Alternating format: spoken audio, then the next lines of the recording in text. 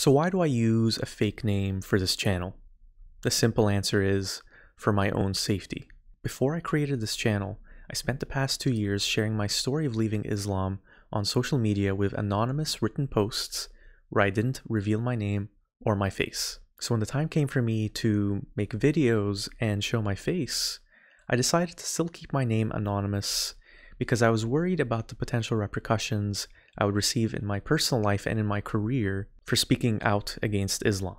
Whether you live in the West or in the Muslim world, criticizing Islam comes with serious repercussions. In the West, it's often the case that criticisms of Islam are lumped in with Islamophobia and hate speech that usually has racist motivations and xenophobic connotations. I live in Canada, which is a secular and peaceful country. Canada also has a very large Muslim community that is very vocal against anything it perceives as a threat or an attack against its religion. And although I come from an Arabic background, and so I feel like it would be very difficult to call me a racist or a xenophobe, as I am an Arab and an immigrant myself, I am concerned that some people will find the things I say about Islam to be very offensive, and that could potentially cause problems for me in my career. There's a very clear belief, and a belief that I think is well-intentioned in many ways, that any kind of criticism of Islam should be handled with a zero-tolerance policy. But for me, the problem with that is it removes any possibility of having a nuanced and very needed discussion about some of the more problematic aspects of the Islamic religion, and not to just pigeonhole Islam here, but of other religions as well. In the case of Islam, it has very troubling views on subjects such as LGBTQ rights and women's rights, and it feels very dangerous to speak out against it, despite the fact that Canada champions the rights of people who are quite marginalized in Muslim society. Speaking out against Islam in a public forum can also come with very heavy social costs for former Muslims in the West. Leaving Islam or apostasy is a sin punishable by death according to several Islamic schools of thought. And while that is fortunately not enforced in many parts of the world, it is a genuine risk and concern for many Muslims who fear violence not only from family members but from their community, and in rare cases from their own government.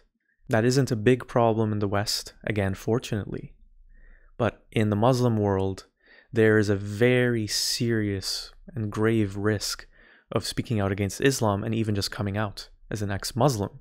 There are several high-profile cases of people being jailed for blasphemy or for supporting LGBTQ rights.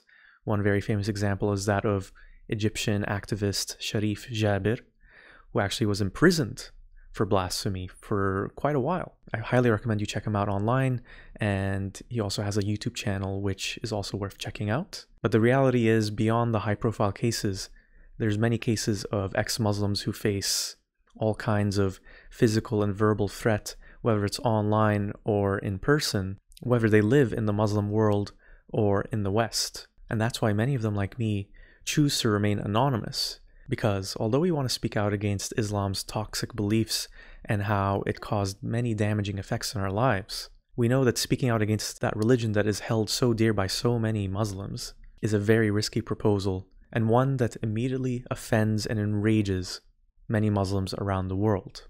I hope to live in a world one day where we can criticize a religion's ideas, whether it's Islam or anything else, without fearing any kind of repercussions. But unfortunately, that world doesn't exist today. But I hope that even though I'm doing this anonymously, that sharing my opinion on Islam and normalizing criticisms of it without having some sort of racist motivation behind it, without it being hate speech directed at Muslims, I'm hoping that we can have free discourse on the subject of Islam and all of the world's religions, where we can criticize them and hopefully reform them for the better. If we treat them like they can't be subjected to any criticism, there's no impetus for them to change or reform or improve or to shed the very toxic ideas that they often come with. I personally want to advocate for people to drop those religions altogether, but I understand that that is a step too far for many people. So that's why I do this channel anonymously, but I'm hoping that one day I won't have to.